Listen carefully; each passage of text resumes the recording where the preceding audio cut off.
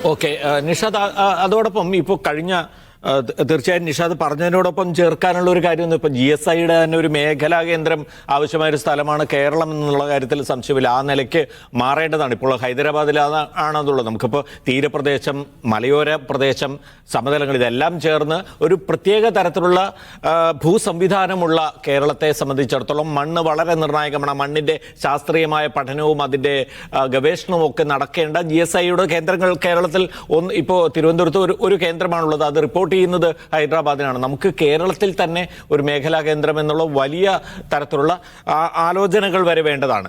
ഞാൻ പറയുന്നത് അവിടെ ഇപ്പോൾ ഇന്ന് ലോക്സഭയിൽ കേന്ദ്ര ആഭ്യന്തരമന്ത്രി പറഞ്ഞത് ഈ മുന്നറിയിപ്പ് നൽകിയിരുന്നു, പക്ഷേ അത് ഗൗനിച്ചില്ല എന്നുള്ളതാണ്. അതിൻ്റെ രാഷ്ട്രീയം മുഖ്യമന്ത്രി തന്നെ പറയുന്നില്ല. അത് അങ്ങനെ കുറ്റപ്പെടുത്താനോ അല്ലെങ്കിൽ മറ്റേതെങ്കിലും രീതിയിലുള്ള ഒരു സംഗതിയിലേക്ക് ഇപ്പോൾ പോകേണ്ടതില്ല എന്ന് അദ്ദേഹം വ്യക്തമായി പറയുന്നുണ്ട്. പക്ഷേ ഞാൻ പറയുന്നത് അവിടുത്തെ പ്രദേശത്തുകാർക്ക് അങ്ങനെ ഒരു തോന്നലുണ്ടായിരുന്നു. വലിയ മഴയിലേക്ക് ഇപ്പോൾ യെല്ലോ അലേർട്ട്, ഓറഞ്ച് അലേർട്ട് എന്നൊക്കെ പറയുമ്പോൾ നമുക്കുണ്ടാകാവുന്ന സാധാരണ നിലയിലുള്ള മഴയും ആ ഒരു വെള്ളക്കെട്ടും ഒക്കെ അല്ലാതെ അതിലുപരിയായി റെഡ് അലേർട്ട് നൽകേണ്ട, അല്ലെങ്കിൽ ഇത്രയും വലിയ മഴയിലേക്ക് കാര്യങ്ങൾ എത്തും എന്ന് തോന്നാവുന്ന തരത്തിലുള്ള സാഹചര്യം അവിടെ ഉണ്ടായിരുന്നു എന്ന് അവിടുത്തെ ആ പ്രദേശത്തുകാർ പറയുന്നുണ്ടോ നിഷാദ് മനസ്സിലാക്കിയെടുത്തോളം? അല്ല, ഇവിടുത്തെ ഒരു പ്രശ്നം വെച്ചാൽ ആളുകൾക്ക് മുന്നറിയിപ്പ് കൊടുത്തിട്ടുണ്ടായിരുന്നു എന്ന് ചോദിച്ചാൽ നമുക്ക് കൊടുത്തിട്ടുണ്ട് എന്നാണ് മനസ്സിലാക്കാൻ പറ്റുക. കാരണം ഇത് റിസ്കി ഏരിയയാണ്, ഇവിടെ താമസിക്കുന്ന സൂക്ഷ്മത വേണം, ഈ പുഴയുടെ പരിസരത്ത് നിന്ന് ആളുകൾ മാറി താമസിക്കണം എന്നടക്കമുള്ള നിർദ്ദേശങ്ങൾ തദ്ദേശ സ്ഥാപനങ്ങളുടെ ഭാഗമായിട്ട് തന്നെ വന്നിട്ടുണ്ട്.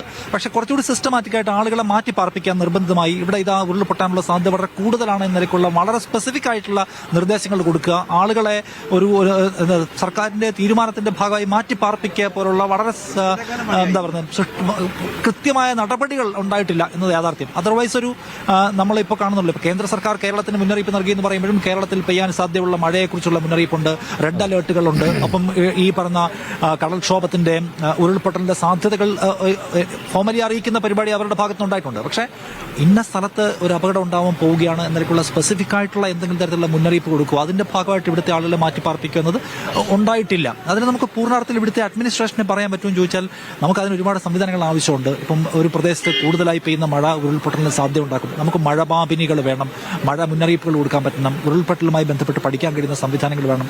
പ്രോപ്പർ മുന്നറിയിപ്പ് ജാഗ്രതാ സംവിധാനങ്ങൾ എന്ന് പറയുന്നത് കുറച്ചുകൂടി നമ്മൾ ഒരു വൈഡായ ആലോചനയാണ്. അത് എന്ന് വെച്ചാൽ ഒരു സാധാരണ പോലെ പോരാ. ഇവിടെ നേരത്തെ സാർ പറഞ്ഞ പോലെ കേരളം പലതരത്തിലുള്ള ഭൂമിശാസ്ത്രപരമായ സവിശേഷതകളുള്ള, ഏതാണ്ട് എല്ലാ വർഷവും പ്രളയ ദുരന്തങ്ങളും ആവർത്തിക്കപ്പെടുന്ന ഒരു പ്രളയബാധിത സംസ്ഥാനം എന്ന് വിളിക്കാൻ കഴിയുന്ന തരത്തേക്ക് അത് മാറുന്നുണ്ട്. അപ്പോൾ അതിനകത്ത് വേണ്ടത് പ്രോപ്പർ മെക്കാനിസമാണ്. എവിടെയാണ് ഉരുൾപൊട്ടലിന് സാധ്യതയുള്ളത്, എവിടെയാണ് മഴ കൂടുതൽ പെയ്യുന്നത്, എവിടെയാണ് മഴ കഴിഞ്ഞ തവണ മഴ പെയ്തപ്പോൾ എവിടെയൊക്കെ ഈ പറയുന്ന അത്യാഹിതം ഉണ്ടായി, ഇത്തവണ മില്ലിമീറ്റർ ഇത്ര മഴ കൂടുകയാണ്, അവിടെ അപകടത്തിന് സാധ്യതയുണ്ട് എന്ന നിലയ്ക്ക് കേരളത്തെ ആ നിലയ്ക്ക് മാറ്റിപ്പണിയുന്നതിന്, ഒരു നിലയ്ക്കും ജീവിതം സാധ്യമല്ലാത്ത മേഖലകളിൽ നിന്ന് മനുഷ്യർക്ക് പുതിയ വഴികൾ പറഞ്ഞു കൊടുക്കുന്നതിന് നമുക്ക് വലിയ തോതിലുള്ള കൂട്ടായ പരിശ്രമവും കേന്ദ്ര സർക്കാർ. അവിടെ ഒരു പ്രശ്നം കൂടി ഉണ്ട് നിഷാദ്. യഥാർത്ഥത്തിൽ ഈ അവിടെയുള്ള മനുഷ്യർ എന്ന് പറയുന്നത് അവരത്രയെങ്കിലും ഒരു നിലയിലേക്ക് എത്തിയത് തന്നെ ദശാബ്ദങ്ങളുടെ ജീവിതം കൊണ്ടാണ്. അവർ ഒന്നും തന്നെ ഇല്ലാത്ത ആളുകൾ ലയങ്ങളിലും മറ്റുമൊക്കെ ജോലി ചെയ്ത് തുച്ഛമായ തുക മിച്ചം വെച്ച് ഉണ്ടാക്കുന്ന ചില സംഗതികളാണ് ഈ വീടുകൾ എന്നൊക്കെ പറയുന്നത്. നമുക്കറിയാവുന്ന കാര്യമാണല്ലോ അവരെങ്ങനെയാണ് മനുഷ്യരായി മാറിയത് എന്നതിൻ്റെ ചരിത്രം തന്നെ നമുക്കറിയാം. അപ്പോൾ അതുകൊണ്ട് അത്ര എളുപ്പമല്ല അവർക്ക് ഒറ്റ രാത്രിയിൽ ഒരു മുന്നറിയിപ്പ് കൊണ്ട് വേറെ എവിടെയെങ്കിലും പോയി താമസിക്കുക എന്ന് പറയുന്നതൊന്നും അത്ര എളുപ്പമല്ല. അവർ അവിടെ തന്നെ താമസിക്കൂ എന്നുള്ളത് അവരുടെ നിർബന്ധമല്ല, ഒരു കാലം അവർക്ക് നൽകിയ നിർബന്ധമാണ് എന്ന് നമ്മൾ മനസ്സിലാക്കേണ്ടതുണ്ട്. ഓരോ വർഷവും അനുഭവിക്കുന്ന പ്രളയക്കെടുതിയുടെ ആഴം എന്താണെന്നതിനെ കുറിച്ച് നമുക്കൊരു ഒരു മാർഗ്ഗരേഖ ഉണ്ടാവേണ്ട സമയമായിരിക്കുന്നു. ഇപ്പം ഇവിടുത്തെ ആളുകൾ പ്രകൃതിയോട് ചെയ്യുന്ന എന്തെങ്കിലും പ്രശ്നം കൊണ്ടുണ്ടാകുന്നതെന്ന് നമുക്ക് പറയാൻ കഴിയില്ല. എല്ലായിടത്തും മനുഷ്യർക്ക് ജീവിക്കണം, എല്ലാവർക്കും ഒരേ പ്രിവിലേജിൽ കൂടി ഇത്രയും സുരക്ഷിതമായ സ്ഥലങ്ങളിൽ ജീവിക്കുക എന്നത് അസാധ്യമായ കാര്യമാണ്. ഇവിടെ ഇപ്പം നമ്മൾ കാണേണ്ട കാര്യം കേരളത്തിന്റെ പ്രകൃതി, മഴയുടെ വിതരണത്തിലുണ്ടായിട്ടുള്ള മാറ്റം വളരെ പ്രകടമായ മാറ്റമാണ്. ഒരു ഒറ്റ സ്ട്രെച്ചിൽ കൂടുതൽ മഴ പെയ്യുക, പിന്നെ കുറേ ദിവസം മഴ പെയ്യാതിരിക്കുക, അസാധാരണമായ ജലവിതരണമാണ് മഴയുടെ കാര്യത്തിൽ കേരളത്തിൽ ഉണ്ടായിക്കൊണ്ടിരിക്കുന്നത്. ആ മഴയുടെ ഒരു ചുരുങ്ങിയ കാലയളവിൽ കൂടുതൽ മഴ പെയ്ത് അതുണ്ടാക്കുന്ന ദുരന്തങ്ങളുടെ ഒരു നാട് എന്ന നിലയ്ക്ക് വേണമെങ്കിൽ നമുക്ക് മാർക്ക് ചെയ്യാറായി. അപ്പോൾ അത് എവിടെയൊക്കെയാണ് പ്രശ്നം ഉണ്ടാക്കാൻ പോകുന്നത്? ശരിയാണ്, മനുഷ്യർ ജീവിതത്തിലെ വലിയ ഒരു ആയുസ് കൊണ്ട് ആർജിച്ചെടുത്ത അവരുടെ ജീവിത പരിസരങ്ങൾ ഇട്ടെറിഞ്ഞ് ഓടിപ്പോകൂ, നിങ്ങളെ മാറ്റാൻ അത്ര എളുപ്പമല്ല എന്നുള്ളതാണ്. നമുക്ക് പോസിബിൾ ആയ കാര്യമല്ല.